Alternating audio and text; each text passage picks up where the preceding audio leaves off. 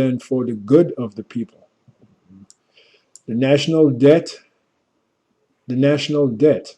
The United States has plunged itself terribly into debt since the Federal Reserve Act was passed. And that's why it was created, to bring about debt. All right, I do believe I have a, yeah, here we go. Here's a still from, which I took today from the U.S. debt clock. You can type that in. You can go and on in the internet and look that up. And all of this is brings out the point of thick clay, meaning debt. Here's the U.S. national debt, $16 trillion. Okay, and counting. This is what you people, you so-called Americans, owe to the international banking families. You owe 16 trillion. Each family, as a matter of fact, each person in America owes right off the bat $53,344. So you can see by, as it is written, the borrower or the lender is servant to the borrower. So the one who lends money to the one who borrows, the one who borrows is the servant or the slave. That's why this Federal Reserve system was created, to make slaves out of us. See, $53,344 debt per person, laid of himself with thick clay. Now you see what the scripture means. The picture is becoming clearer. That's just one example. And here you have, let me see if I find it. Here's the total U.S. debt. $59 trillion, man. $59 trillion. Total debt per person, 188,000.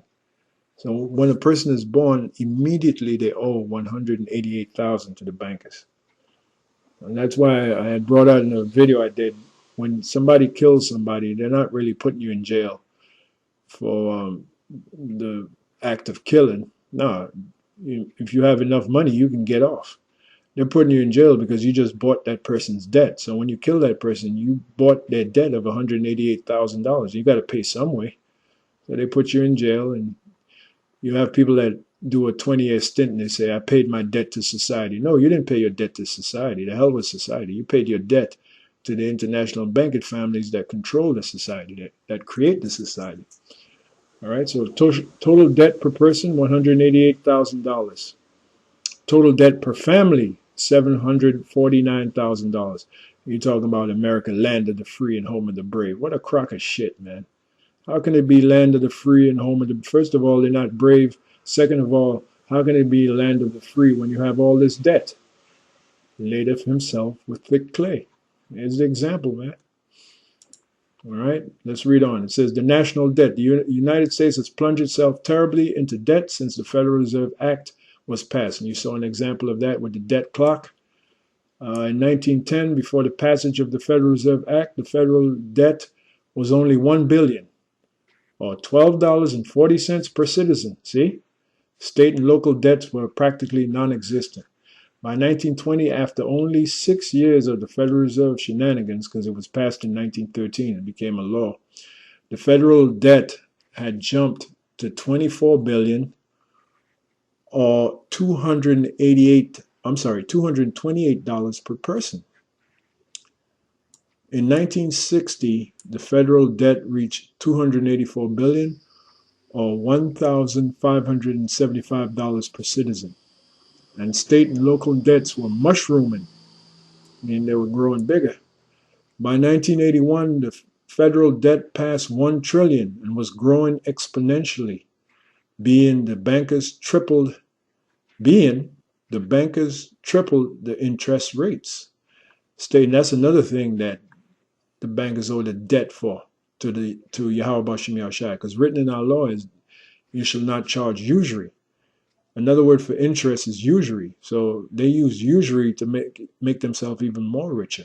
It is, they're loading with debt that's created out of thin air that they just created, and on top of it, they're charging usury.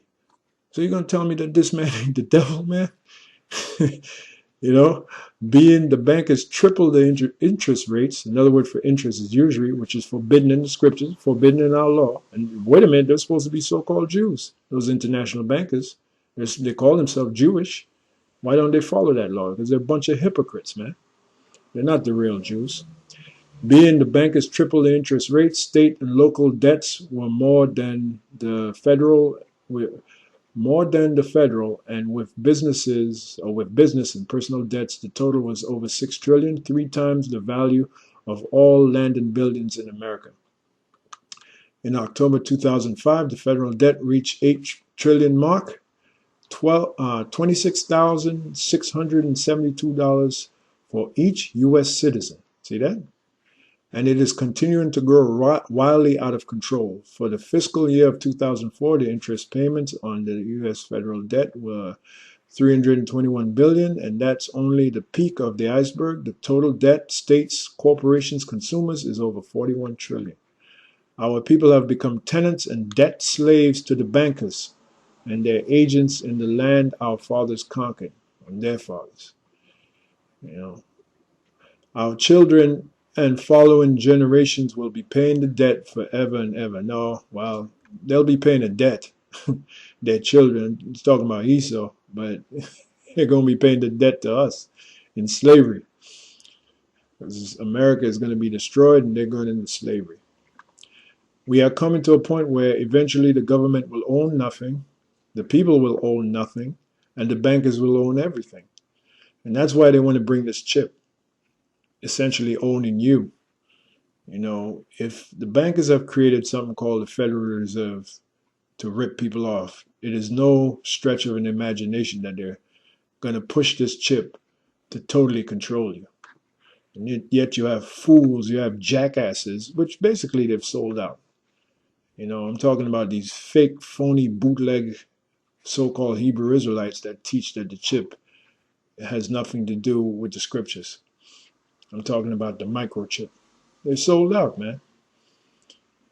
And if they haven't sold out, some of them that I'm referring to, if they haven't sold out, then they're just fucking stupid. All right?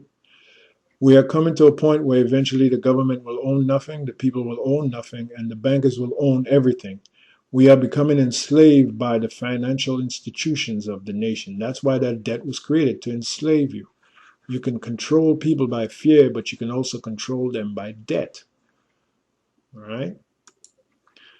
So now let's go to scripture. Now I mentioned about these bankers. They owe a debt to Yahweh Shem Yahushua, which they're going to pay, since they've laden themselves with thick clay, meaning debt. They use debt to control people, but by them doing that, which is wickedness, that is the evidence of their wickedness, which they will be punished for.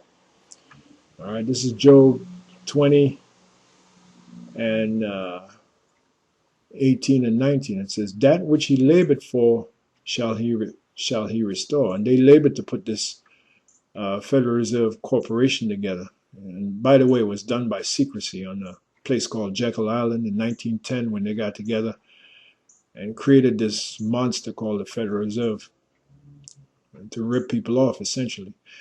So that which he labored for shall he restore. So everything that they stole, they're going to restore through pain, toil, torment, sweat, and shall not swallow it down. According to his substance shall the restitution be. Another word for restitution is payback.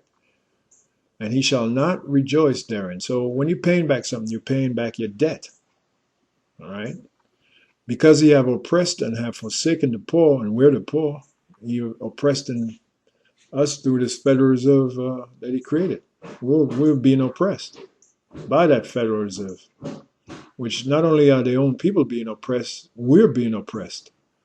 Because he have oppressed and have forsaken the poor, because he have violently taken away an house which he buildeth not.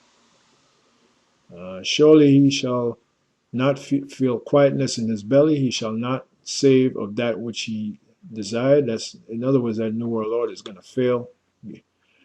There shall none of his meat be left. Therefore shall no man look for his goods. In the fullness of his sufficiency, he shall be in straits.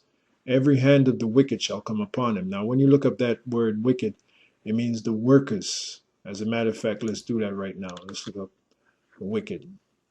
You see the Hebrew word aimal, the Hebrew word there, and what does it say? Laborer, laborer, workman. So the average worker that Esau has ripped off, they're going to come against him.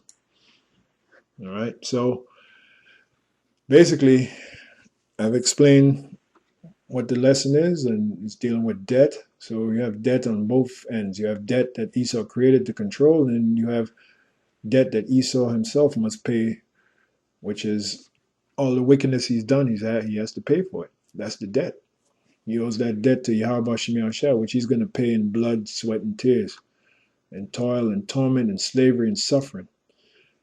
And pursuant to Psalm 149 is going to begin with the elites. 149:5 is going to begin with the same bankers who created that Federal Reserve Corporation to create debt to enslave people.